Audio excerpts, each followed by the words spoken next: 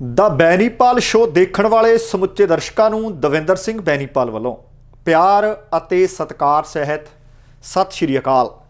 ਦੋਸਤੋ, ਅੱਜ ਦੇ ਪ੍ਰੋਗਰਾਮ ਦੇ ਵਿੱਚ ਜਿਹੜੀਆਂ ਕੁਝ ਖਬਰਾਂ ਤੁਹਾਡੇ ਨਾਲ ਵਿਚਾਰਨੀਆਂ ਚਾਹੁੰਦਾ, ਆਓ ਸਭ ਤੋਂ ਪਹਿਲਾਂ ਸੰਖੇਪ ਦੇ ਵਿੱਚ ਉਹ ਜਾਣਕਾਰੀਆਂ ਤੁਹਾਡੇ ਨਾਲ ਸਾਂਝੀਆਂ ਕਰਾਂ। ਪ੍ਰਧਾਨ ਮੰਤਰੀ ਟਰੂਡੋ ਦੀ ਟਿੱਪਣੀ ਦਾ ਭਾਰਤ ਨੂੰ ਲੱਗਿਆ ਗੁੱਸਾ, ਕੈਨੇਡਾ ਦਾ ਹਾਈ ਕਮਿਸ਼ਨਰ ਕੀਤਾ ਗਿਆ ਤਲਬ। ਆਸਟ੍ਰੇਲੀਆ ਰਹਿੰਦੇ ਇੱਕ ਪੰਜਾਬੀ ਨੌਜਵਾਨ ਦੀ ਆਪਣੇ ਪਰਿਵਾਰ ਸਮੇਤ ਘਰ ਨੂੰ ਅੱਗ ਲੱਗਣ ਕਾਰਨ ਹੋਈ ਮੌਤ। 8 ਦਸੰਬਰ ਨੂੰ ਭਾਰਤ ਬੰਦ ਦਾ ਦਿੱਤਾ ਗਿਆ ਸੱਦਾ। ਸ਼੍ਰੋਮਣੀ ਗੁਰਦੁਆਰਾ ਪ੍ਰਬੰਧਕ ਕਮੇਟੀ ਨੇ ਕਿਸਾਨ ਅੰਦੋਲਨ ਦੌਰਾਨ ਜਾਨਾਂ ਗਵਾਉਣ ਵਾਲੇ ਕਿਸਾਨਾਂ ਲਈ ਵਿੱਤੀ ਸਹਾਇਤਾ ਦਾ ਕੀਤਾ ਐਲਾਨ। ਭਾਈ ਬਲਵੰਤ ਸਿੰਘ ਰਾਜੋਆਣਾ ਦੀ ਸਜ਼ਾ ਮੁਆਫੀ ਦੀ ਤਜਵੀਜ਼ ਭੇਜਣ ਵਿੱਚ ਦੇਰੀ ਰਹੀ, ਸੁਪਰੀਮ ਕੋਰਟ ਨੇ ਕੇਂਦਰ ਤੋਂ ਮੰਗਿਆ ਜਵਾਬ। ਧੀ ਦੇ ਵਿਆਹ ਨਾਲੋਂ ਕਿਸਾਨ ਅੰਦੋਲਨ ਨੂੰ ਸਮਝਿਆ ਇੱਕ ਕਿਸਾਨ ਨੇ ਜ਼ਰੂਰੀ। ਮਹਾਰਾਸ਼ਟਰ ਦੇ ਅਧਿਆਪਕ ਨੇ ਜਿੱਤਿਆ ਗਲੋਬਲ ਟੀਚਰ ਪੁਰਸਕਾਰ। ਦੋਸਤੋ, ਇਹ ਕੁਝ ਖਬਰਾਂ ਨੇ ਜਿਨ੍ਹਾਂ ਦੇ ਉੱਤੇ ਵਿਸਥਾਰ ਨਾਲ ਮੈਂ ਚਰਚਾ ਕਰਨੀ ਚਾਹੁੰਦਾ।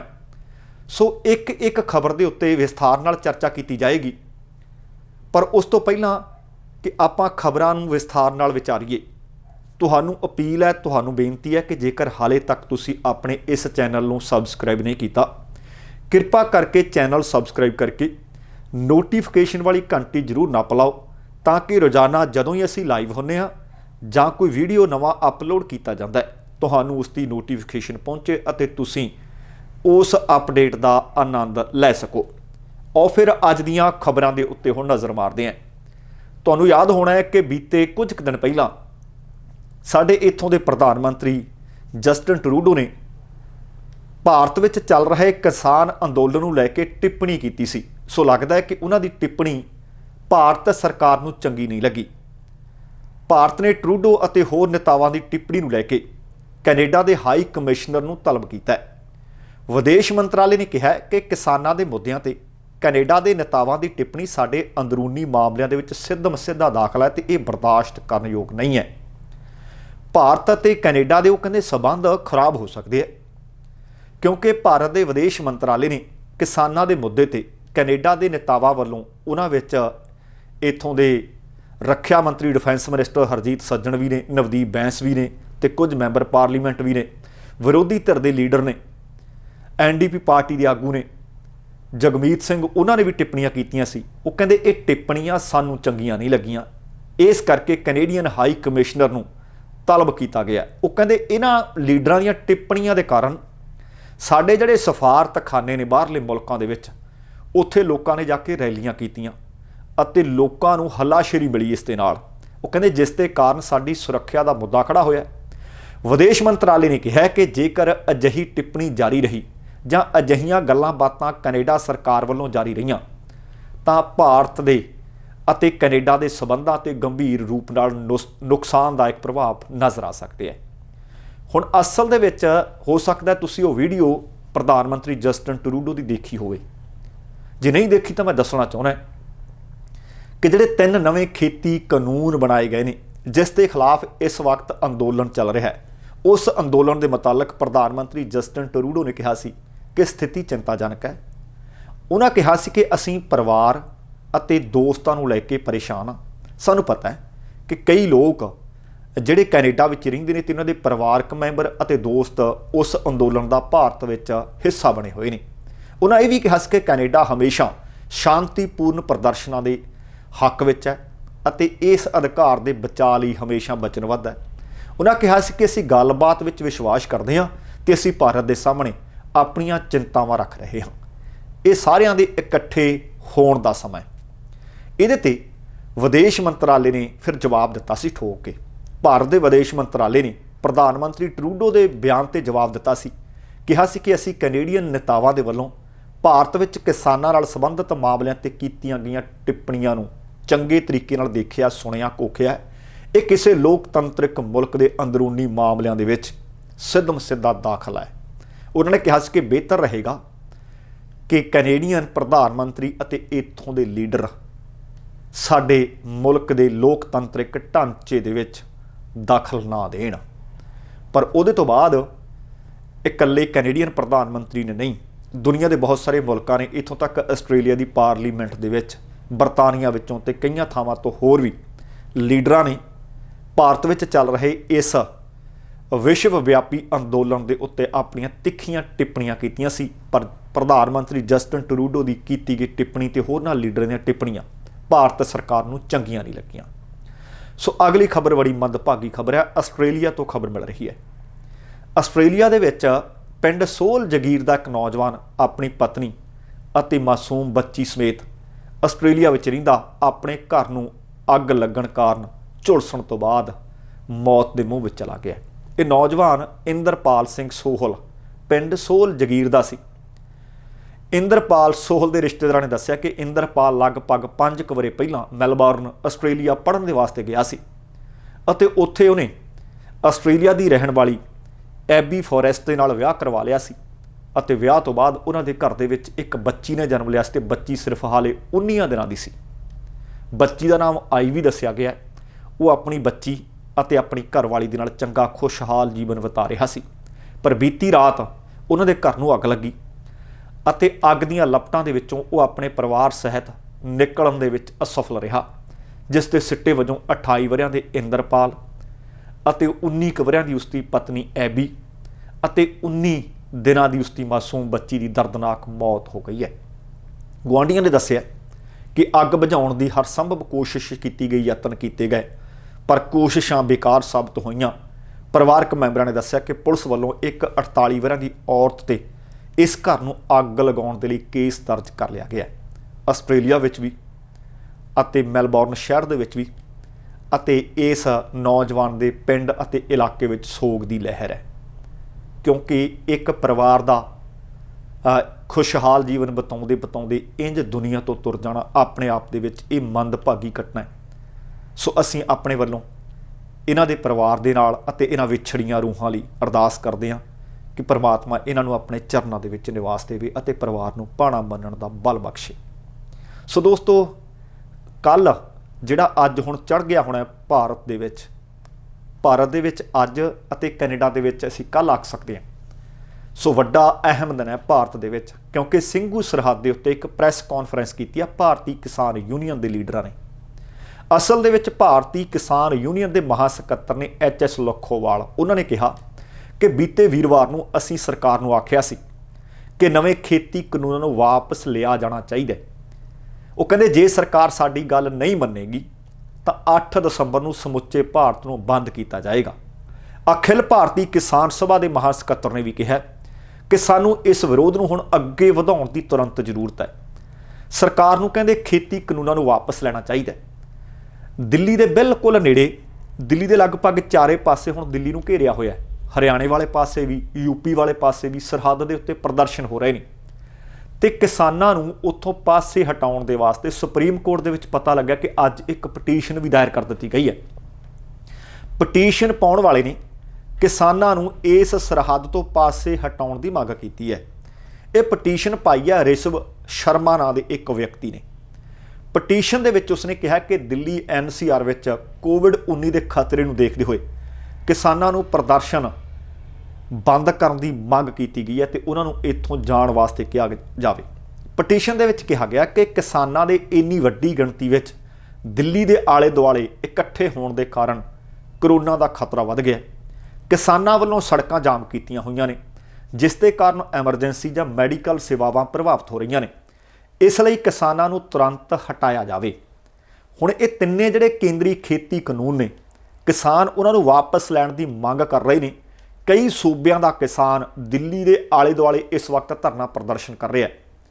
8 ਦਿਨ ਹੋ ਚੁੱਕਿਆ ਲਗਾਤਾਰ ਤੇ 9ਵੇਂ ਦਿਨ ਦੇ ਵਿੱਚ ਇਹ ਸੰਘਰਸ਼ ਜਾਰੀ ਹੈ। ਦਿੱਲੀ, ਹਰਿਆਣਾ, ਯੂਪੀ, ਮਹਾਰਾਸ਼ਟਰ ਜਾਂ ਇਹ ਆਖਿਆ ਜਾ ਸਕਦਾ ਹੈ ਕਿ ਅੱਧੀ ਦਰਜਨ ਤੋਂ ਜ਼ਿਆਦਾ ਬਾਰਡਰ ਸੀਲ ਕੀਤੇ ਪਏ ਨੇ। ਲਗਭਗ ਕਈ ਸੂਬਿਆਂ ਦੇ ਕਿਸਾਨ ਇਸ ਵਕਤ ਆ ਕੇ ਦਿੱਲੀ ਦੇ ਆਲੇ ਦੁਆਲੇ ਉਸ ਨੂੰ ਘੇਰਾ ਪਾਈ ਬੈਠੇ ਨੇ ਅਤੇ ਅੱਜ 8ਵਾਂ ਦਿਨ ਸੀ ਲਗਾਤਾਰ ਜਦੋਂ ਦਿੱਲੀ NCR ਦੀਆਂ ਗੱਡੀਆਂ ਡਰਾਈਵਰਾਂ ਨੂੰ ਦਿੱਕਤਾਂ ਪੇਸ਼ ਆ ਰਹੀਆਂ ਸੀ। ਦਿੱਲੀ ਦੇ ਵਿੱਚ ਕੋਈ ਬਦਲਵੀਂ ਆਵਾਜਾਈ ਦਾ ਪ੍ਰਬੰਧ ਤਾਂ ਹੋ ਸਕਦਾ ਹੈ, ਪਰ ਕਈ ਕਿਲੋਮੀਟਰ ਦੇ ਲੰਬੇ ਜਾਮ ਲੱਗੇ ਹੋਏ ਨੇ। ਟ੍ਰਿਕਰੀ ਦੇ ਨਾਲ ਸਿੰਘੂ, ਗਾਜ਼ੀਆਬਾਦ, ਨੋਇਡਾ, ਇਹ ਸਾਰੇ ਬਾਰਡਰਾਂ ਦੇ ਉੱਤੇ ਕਿਸਾਨ ਇਸ ਵਕਤ ਪ੍ਰਦਰਸ਼ਨ ਕਰ ਰਹੇ ਨੇ ਤੇ ਅੱਜ ਸਿੰਘੂ ਬਾਰਡਰ ਤੇ ਪ੍ਰਦਰਸ਼ਨਕਾਰੀਆਂ ਨੂੰ ਆਪਣਾ ਸਮਰਥਨ ਦੇਣ ਦੇ ਵਾਸਤੇ ਮਹਾਰਾਸ਼ਟਰ ਤੋਂ ਵੀ ਕਿਸਾਨ ਪਹੁੰਚੇ ਹੈ ਤੇ ਕੱਲ ਖਬਰਾਂ ਮਿਲੀਆਂ ਸੀ ਕਿ ਗੁਜਰਾਤ ਤੋਂ ਵੀ ਆ ਗਏ ਆ, ਕੇਰਲਾ ਤੋਂ ਵੀ ਆ ਗਿਆ ਤੇ ਹੋਰਨਾਂ ਸੂਬਿਆਂ ਤੋਂ ਵੀ ਆ ਗਏ ਆ। ਹੁਣ ਕਿਸਾਨ ਆਗੂਆਂ ਨੇ ਕਿਹਾ ਕਿ ਸਾਡੀ ਗੱਲ ਸੁਣਨ ਦੇ ਵਾਸਤੇ ਲਗਭਗ ਸਰਕਾਰ ਨੇ 7 ਮਹੀਨੇ ਲਾਤੇ, ਪਰ ਉਧਰ ਕਹਿੰਦੇ ਹੋ ਸਕਦਾ ਕਿ ਕੱਲ ਨੂੰ ਸੁਪਰੀਮ ਕੋਰਟ ਕੋਈ ਨਾ ਕੋਈ ਫੈਸਲਾ ਸੁਣਾ ਦੇਵੇ। ਪਰ ਦੇਖੋ ਕਿ ਕੀ ਹੁੰਦਾ, ਹਾਲੇ ਕੱਲ ਦੀ ਉਡੀਕ ਕਰਨੀ ਪਏਗੀ। ਪਰ ਇੱਕ ਗੱਲ ਇੱਥੇ ਵਿਸ਼ੇਸ਼ ਤੌਰ ਤੇ ਮੈਂ ਦੱਸਣੀ ਚਾਹੁੰਦਾ ਕਿ ਕਿਸਾਨ ਆਗੂਆਂ ਨੇ ਪ੍ਰੈਸ ਕਾਨਫਰੰਸ ਕਰਕੇ ਆਖ ਦਿੱਤਾ ਹੈ ਕਿ ਜੇਕਰ ਆ ਜਿਹੜੀ ਕੱਲ 5 ਦਸੰਬਰ ਦੀ ਮੀਟਿੰਗ ਹੈ, ਉਸ ਮੀਟਿੰਗ ਦੇ ਵਿੱਚ ਅਸੀਂ ਬੈਠ ਕੇ ਆਗੂਆਂ ਨੇ ਉਹਨਾਂ ਦੀਆਂ ਗੱਲਾਂ ਬਾਤਾਂ ਨਹੀਂ ਸੁਣਨੀਆਂ, ਅਸੀਂ ਭਾਸ਼ਣ ਨਹੀਂ ਸੁਣਨਾ। ਉਹ ਕਹਿੰਦੇ ਅਸੀਂ ਉਹਨਾਂ ਨੂੰ ਪਹਿਲਾਂ ਹੀ ਪੁੱਛ ਲੈਣਾ ਕਿ ਤੁਸੀਂ ਕਾਨੂੰਨ ਵਾਪਸ ਕਰਨੇ ਆ ਜਾਂ ਨਹੀਂ। ਜੇ ਕਹਿੰਦੇ ਉਹਨਾਂ ਨੇ ਕਿਹਾ ਕਿ ਵਾਪਸ ਨਹੀਂ ਕਰਨੇ, ਸਿਰਫ ਸੋਧਾਂ ਕੀਤੀਆਂ ਜਾ ਸਕਦੇ ਨੇ, ਫਿਰ ਅਸੀਂ ਵਾਕ ਆਊਟ ਕਰ ਜਾਣਾ, ਅਸੀਂ ਮੀਟਿੰਗ ਦੇ ਵਿੱਚ ਬੈਠਣਾ ਨਹੀਂ।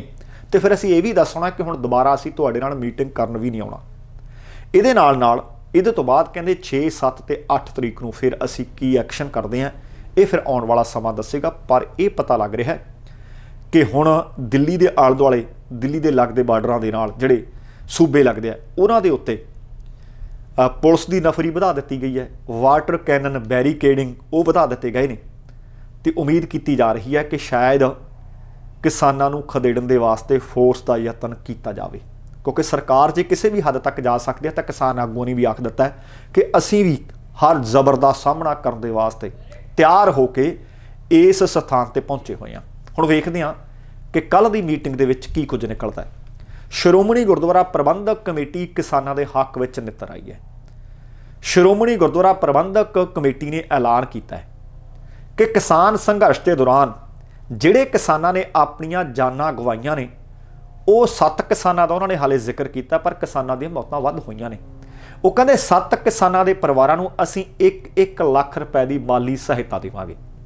ਇਸ ਤੋਂ ਇਲਾਵਾ ਕਿਸਾਨਾਂ ਦੀ ਚੜ੍ਹਦੀ ਕਲਾ ਤੇ ਸੰਘਰਸ਼ ਦੀ ਕਾਮਯਾਬੀ ਦੇ ਵਾਸਤੇ ਸ਼੍ਰੋਮਣੀ ਗੁਰਦੁਆਰਾ ਪ੍ਰਬੰਧਕ ਕਮੇਟੀ ਵੱਲੋਂ ਇਤਿਹਾਸਕ ਗੁਰਦੁਆਰਾ ਸਾਹਿਬਾਨਾਂ ਦੇ ਅੰਦਰ 7 ਦਸੰਬਰ ਨੂੰ ਸਵੇਰੇ 8 ਵਜੇ ਤੋਂ ਲੈ ਕੇ 9 ਵਜੇ ਦੇ ਦਰਮਿਆਨ ਅਰਦਾਸ ਸਮਾਗਮ ਕੀਤੇ ਜਾਣਗੇ। ਸ਼੍ਰੋਮਣੀ ਗੁਰਦੁਆਰਾ ਪ੍ਰਬੰਧਕ ਕਮੇਟੀ ਦੀ ਨਵੀਂ ਬਣੀ ਹੈ ਪ੍ਰਧਾਨ ਬੀਬੀ ਜਗੀਰ ਕੌਰ। ਅਸਲ ਦੇ ਵਿੱਚ ਇਹ ਮੀਟਿੰਗ ਉਹਨਾਂ ਦੀ ਅਗਵਾਈ ਦੇ ਵਿੱਚ ਹੋਈ ਤੇ ਅੰਤਰਿੰਗ ਕਮੇਟੀ ਦੀ ਇਕੱਤਰਤਾ ਦੌਰਾਨ ਇਹ ਫੈਸਲੇ ਕੀਤੇ ਗਏ ਕਿ ਕਿਸਾਨੀ ਸੰਘਰਸ਼ ਦੀ ਅਸੀਂ ਭਰਮੀ ਹਮਾਇਤ ਕਰਦੇ ਹਾਂ। ਇਕੱਤਰਤਾ ਤੋਂ ਬਾਅਦ ਪੱਤਰਕਾਰਾਂ ਨਾਲ ਗੱਲਬਾਤ ਕਰਦਿਆਂ ਜਗੀਰ ਕੌਰ ਨੇ ਕਿਹਾ ਕਿ ਅੰਤਰਿੰਗ ਕਮੇਟੀ ਵੱਲੋਂ ਦਿੱਲੀ ਦੇ ਵਿੱਚ ਚੱਲ ਰਹੇ ਸੰਘਰਸ਼ ਦੇ ਵਿੱਚ ਸ਼ਾਮਲ ਚਲਾਣਾ ਕਰ ਗਏ 7 ਕਿਸਾਨਾਂ ਦੇ ਪਰਿਵਾਰਾਂ ਨੂੰ ਵਿੱਤੀ ਸਹਾਇਤਾ ਦੇਣ ਦੇ ਨਾਲ ਸੰਘਰਸ਼ ਦੇ ਵਿੱਚ ਸ਼ਾਮਲ ਬੀਬੀਆਂ ਲਈ ਆਰਜੀ ਇਸ਼ਨਾਨ ਘਰ ਅਤੇ ਪਖਾਨੇ ਮੁਹੱਈਆ ਕਰਵਾਉਣ ਦਾ ਵੀ ਅਸੀਂ ਫੈਸਲਾ ਕੀਤਾ ਹੈ।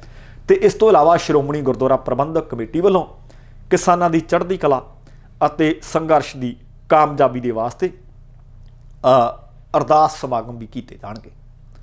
ਸੋ ਹੁਣ ਸਮੁੱਚਾ ਸਿੱਖ ਜਗਤ ਉਹਨੂੰ ਵੀ ਸ਼੍ਰੋਮਣੀ ਗੁਰਦੁਆਰਾ ਪ੍ਰਬੰਧਕ ਕਮੇਟੀ ਨੇ ਅਪੀਲ ਕੀਤੀ ਹੈ ਕਿ ਹਰ ਗੁਰੂ ਘਰ ਦੇ ਵਿੱਚ ਇਸ ਦਿਨ ਕਿਸਾਨਾਂ ਲਈ ਅਰਦਾਸ ਕੀਤੀ ਜਾਵੇ। ਇਹਦੇ ਨਾਲ ਹੀ ਸ਼੍ਰੋਮਣੀ ਗੁਰਦੁਆਰਾ ਪ੍ਰਬੰਧਕ ਕਮੇਟੀ ਦੀ ਪ੍ਰਧਾਨ ਵੱਲੋਂ ਕੰਗਣਾ ਰਣੌਤ ਵੱਲੋਂ ਬਜ਼ੁਰਗ ਮਾਤਾ ਦੇ ਖਿਲਾਫ ਕੀਤੀ ਗਈ ਭੱਦੀ ਟਿੱਪਣੀ ਦੀ ਵੀ ਨਿੰਦਿਆ ਕੀਤੀ ਗਈ ਹੈ।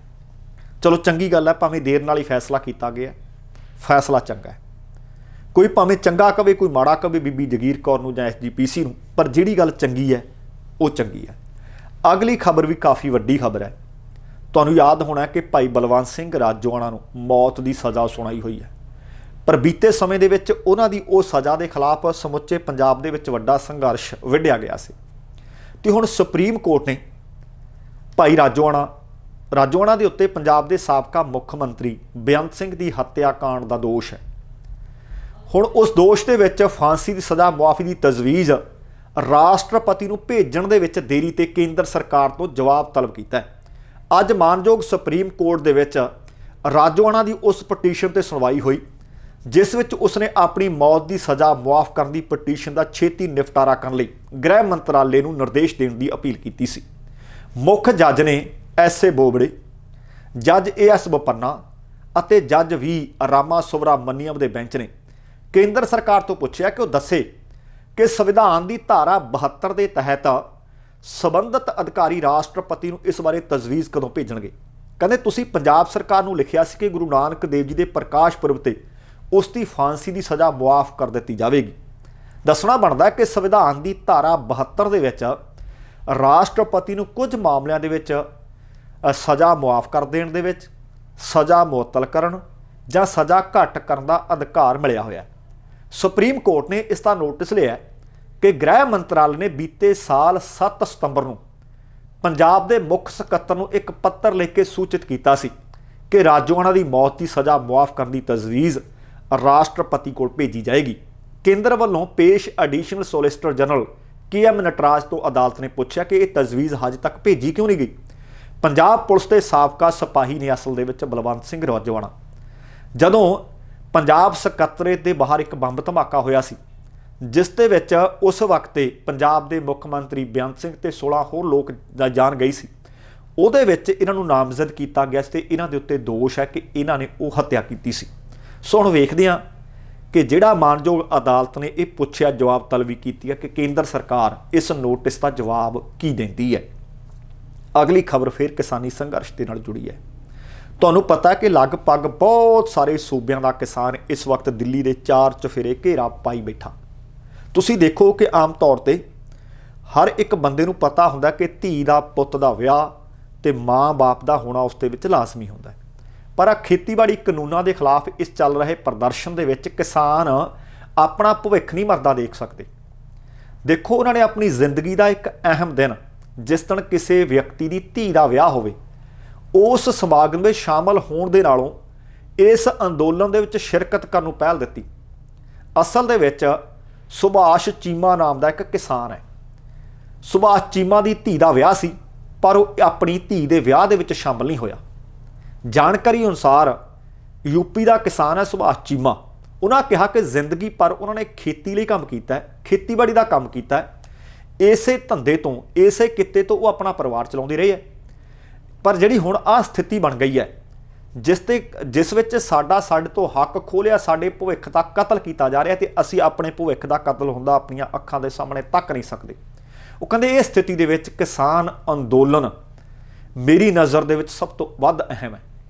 ਉਹ ਕਹਿੰਦੇ ਭਾਵੇਂ ਕੁਝ ਵੀ ਹੋਵੇ, ਮੈਂ ਇਸ ਸੰਘਰਸ਼ ਨੂੰ ਕਿਸੇ ਅਹਿਮ ਮੋੜ ਤੇ ਛੱਡ ਕੇ ਜਾਂ ਵਿਚਾਲੇ ਛੱਡ ਕੇ ਘਰ ਵਾਪਸ ਨਹੀਂ ਪਰਤ ਸਕਦਾ। ਇਸ ਵਕਤ ਸੁਭਾਸ਼ ਚੀਮਾ ਨੇ ਵੀਰਵਾਰ ਨੂੰ ਉਹਨਾਂ ਦੀ ਧੀ ਦਾ ਵਿਆਹ ਸੀ, ਵਿਆਹ ਅਟੈਂਡ ਨਹੀਂ ਕੀਤਾ, ਪਰ ਉਹ ਕਹਿੰਦੇ ਮੇਰੇ ਵਾਸਤੇ ਮੋਰਚਾ ਸੰਭਾਲਣਾ ਇਸ ਵਕਤ ਵਿਆਹ ਦੇ ਨਾਲੋਂ ਜ਼ਰੂਰੀ ਸੀ। ਅਸਲ ਦੇ ਵਿੱਚ ਸੁਭਾਸ਼ ਚੀਮਾ ਯੂਪੀ ਦੇ ਅਮਰੋਹਾ ਜ਼ਿਲ੍ਹੇ ਤੋਂ ਗਾਜੀਪੁਰ ਸਰਹੱਦ ਤੇ ਪਹੁੰਚੇ ਹੋਏ ਨੇ।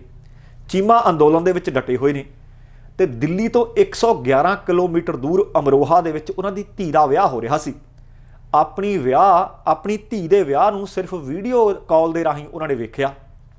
ਉਹਨਾਂ ਨੇ ਦੱਸਿਆ ਕਿ ਉਹਨਾਂ ਦੇ ਦੋਸਤਾਂ ਨੇ ਉਹਨਾਂ ਨੂੰ ਵਿਆਹ ਦੇ ਵਿੱਚ ਸ਼ਾਮਲ ਹੋਣ ਲਈ ਵਾਪਸ ਪਿੰਡ ਜਾਣ ਲਈ ਵੀ ਕਿਹਾ, ਪਰ ਉਹਨਾਂ ਨੇ ਆਪਣੀ ਲੜਾਈ ਜਾਰੀ ਰੱਖਣ ਦਾ ਫੈਸਲਾ ਕੀਤਾ। 58 ਵਰ੍ਹਿਆਂ ਦੇ ਨੇ ਸੁਭਾਸ਼ ਚੀਮਾ, ਭਾਰਤੀ ਕਿਸਾਨ ਯੂਨੀਅਨ ਦੇ ਮੈਂਬਰ ਨੇ ਤੇ ਕਈ ਵਰ੍ਹਿਆਂ ਤੋਂ ਇਸ ਸੰਸਥਾ ਦੇ ਨਾਲ ਜੁੜੇ ਆਏ ਨੇ। ਤੁਸੀਂ ਦੇਖੋ ਕਿ ਧੀ ਦੇ ਵਿਆਹ ਦੇ ਵਿੱਚ ਸ਼ਾਮਲ ਨਾ ਹੋਣਾ, ਮੋਰਚੇ ਦੇ ਵਿੱਚ ਡਟੇ ਰਹਿਣਾ, ਇੱਥੋਂ ਪਤਾ ਲੱਗਦਾ ਕਿ ਕਿਸਾਨ ਭਾਵੇਂ ਯੂਪੀ ਦਾ, ਭਾਵੇਂ ਹਰਿਆਣੇ ਦਾ, ਭਾਵੇਂ ਕਿਸੇ ਹੋਰ ਸੂਬੇ ਦਾ, ਭਾਵੇਂ ਪੰਜਾਬ ਦਾ, ਕਿੰਨੇ ਡਟ ਕੇ ਇਸ ਵਕਤ ਇਸ ਸੰਘਰਸ਼ ਦਾ ਹਿੱਸਾ ਬਣੇ ਹੋਏ ਨੇ। ਅਗਲੀ ਖਬਰ ਬੜੀ ਮਹੱਤਵਪੂਰਨ ਖਬਰ ਹੈ। ਇਹ ਵੀ ਮਹਾਰਾਸ਼ਟਰ ਦੇ ਇੱਕ ਅਧਿਆਪਕ ਨੇ, ਉਹਨਾਂ ਨੇ ਗਲੋਬਲ ਟੀਚਰ ਪੁਰਸਕਾਰ ਜਿੱਤ ਲਿਆ ਤੇ 7 ਕਰੋੜ ਰੁਪਏ ਉਹਨਾਂ ਨੂੰ ਇਸ ਦੇ ਵਿੱਚ ਇਨਾਮ ਵਜੋਂ ਮਿਲੇ ਨੇ। ਮਹਾਰਾਸ਼ਟਰ ਦੇ ਸੋਲਾਪੁਰ ਜ਼ਿਲ੍ਹਾ ਪ੍ਰੀਸ਼ਦ ਸਕੂਲ ਦੇ ਇੱਕ ਪ੍ਰਾਇਮਰੀ ਅਧਿਆਪਕ ਨੇ, ਜਿਨ੍ਹਾਂ ਨੂੰ ਇਹ 7 ਕਰੋੜ ਰੁਪਏ ਦਾ ਇਨਾਮ ਮਿਲਿਆ ਤੇ ਇਸ ਅਧਿਆਪਕ ਦਾ ਨਾਮ ਹੈ ਰਣਜੀਤ ਸਿੰਘ ਡਿਸਲੇ। ਲਗਭਗ ਹਾਲੇ 32 ਵਰ੍ਹਿਆਂ ਦੇ ਨੇ ਰਣਜੀਤ ਸਿੰਘ। ਉਹਨਾਂ ਨੂੰ ਗਲੋਬਲ ਅਧਿਆਪਕ ਵੱਲੋਂ ਚੁਣੇ ਜਾਣ ਤੇ ਇਨਾਮ ਦੀ ਇਹ ਵੱਡੀ ਰਕਮ ਮਿਲ ਗਈ ਹੈ। ਇਹ ਪਹਿਲੀ ਵਾਰ ਹੈ ਜਦੋਂ ਕਿਸੇ ਭਾਰਤੀ ਅਧਿਆਪਕ ਨੂੰ ਦੁਨੀਆ ਦਾ ਸਰਵਸ਼੍ਰੇਸ਼ਠ ਅਧਿਆਪਕ ਹੋਣ ਦਾ ਸਨਮਾਨ ਮਿਲਿਆ ਹੋਵੇ। ਯੂਨੈਸਕੋ ਅਤੇ ਲੰਡਨ ਸਥਿਤ ਵਰਕੇ ਫਾਊਂਡੇਸ਼ਨ ਵੱਲੋਂ ਦਿੱਤੇ ਜਾਣ ਵਾਲੇ ਗਲੋਬਲ ਅਧਿਆਪਕ ਪੁਰਸਕਾਰ ਦਾ ਐਲਾਨ, ਇਸ ਪੁਰਸਕਾਰ ਦਾ ਐਲਾਨ ਬੀਤੇ ਵੀਰਵਾਰ ਨੂੰ ਭਾਵ 3 ਦਸੰਬਰ ਨੂੰ ਕੀਤਾ ਗਿਆ ਸੀ। ਪੁਰਸਕਾਰ ਜਿੱਤਣ ਵਾਲੇ ਰਣਜੀਤ ਸਿੰਘ ਡਿਸਲੇ ਸੋਲਾਪੁਰ ਜ਼ਿਲ੍ਹੇ ਦੇ ਪਰਤੇਵਾਡੀ ਜ਼ਿਲ੍ਹਾ ਪ੍ਰੀਸ਼ਦ ਸਕੂਲ ਵਿੱਚ ਪੜ੍ਹਾਉਂਦੇ ਹੈ।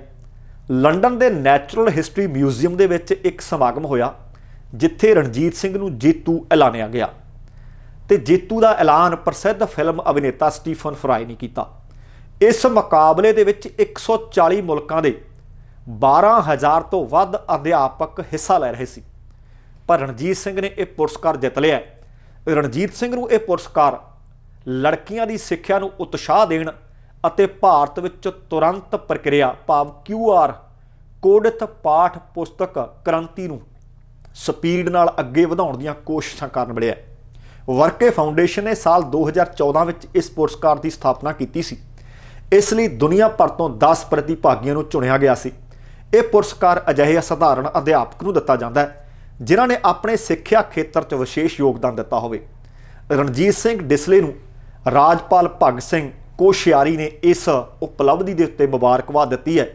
ਉੱਥੇ ਹੀ ਰਣਜੀਤ ਸਿੰਘ ਡਿਸਲੇ ਨੇ ਇਨਾਮ ਦੇ ਵਿੱਚ ਮਿਲੀ ਰਕਮ ਦਾ 50% ਹਿੱਸਾ ਅੰਤਮ ਦੌਰ ਤੱਕ ਪਹੁੰਚਣ ਵਾਲੇ 9 ਹੋਰ ਅਧਿਆਪਕਾਂ ਦੇ ਨਾਲ ਵੰਡਣ ਦਾ ਵੀ ਐਲਾਨ ਕਰ ਦਿੱਤਾ। ਉਹ ਕਹਿੰਦੇ ਅੱਧਾ ਹੀ ਲੈ ਕੇ ਜਾਊਂਗੇ ਚੋਂ, ਬਾਕੀ ਜਿਹੜੇ 10 ਹੋਰ ਸੀ ਉਹਨਾਂ ਦੇ ਨਾਲ ਮੈਂ ਸਾਂਝਾ ਕਰਾਂਗਾ।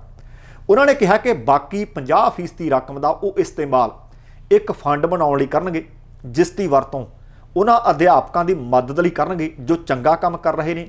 ਕੋਵਿਡ ਦੇ ਮੱਦੇਨਜ਼ਰ ਇਹ ਸਮਾਗਮ ਇਸ ਸਾਲ ਵਰਚੁਅਲ ਕੀਤਾ ਗਿਆ ਸੀ, ਪਰ ਰਣਜੀਤ ਸਿੰਘ ਹੋਰਾਂ ਦੀ ਇਸ ਪ੍ਰਾਪਤੀ ਦੇ ਉੱਤੇ ਅਸੀਂ ਉਹਨਾਂ ਨੂੰ ਮੁਬਾਰਕਬਾਦ ਪੇਸ਼ ਕਰਦੇ ਹਾਂ। ਸੋ ਦੋਸਤੋ, ਇਹ ਸਨ ਅੱਜ ਦੀਆਂ ਕੁਝ ਇੱਕ ਖਬਰਾਂ। ਜੇ ਜਾਣਕਾਰੀਆਂ, ਜੇ ਖਬਰਾਂ ਇਹ ਚੰਗੀਆਂ ਲੱਗੀਆਂ ਨੇ ਤਾਂ ਅਪੀਲ ਹੈ ਕਿ ਲਾਈਕ ਵੀ ਕਰ ਦਿਓ, ਸ਼ੇਅਰ ਵੀ ਕਰ ਦਿਓ, ਤੇ ਜੇਕਰ ਆਪਣੇ ਇਸ ਚੈਨਲ ਨੂੰ ਤੁਸੀਂ ਹਾਲੇ ਤੱਕ ਸਬਸਕ੍ਰਾਈਬ ਨਹੀਂ ਕੀਤਾ, ਕਿਰਪਾ ਕਰਕੇ ਸਬਸਕ੍ਰਾਈਬ ਕਰਕੇ ਨੋਟੀਫਿਕੇਸ਼ਨ ਔਨ ਕਰ ਲਿਓ। ਸਮੇਂ ਦੀ ਸਮਾਪਤੀ ਹੈ। ਜਾਣ ਤੋਂ ਪਹਿਲਾਂ ਕਹਾਂਗਾ, ਜ਼ਿੰਦਗੀ ਜਿੰਦਾ ਦਿਲੀ ਦਾ ਨਾਮ ਹੈ। ਦਵਿੰਦਰ ਸਿੰਘ ਬੈਨੀਪਾਲ ਨੂੰ ਆਗਿਆ ਦਿਓ। ਸਤਿ ਸ੍ਰੀ ਅਕਾਲ।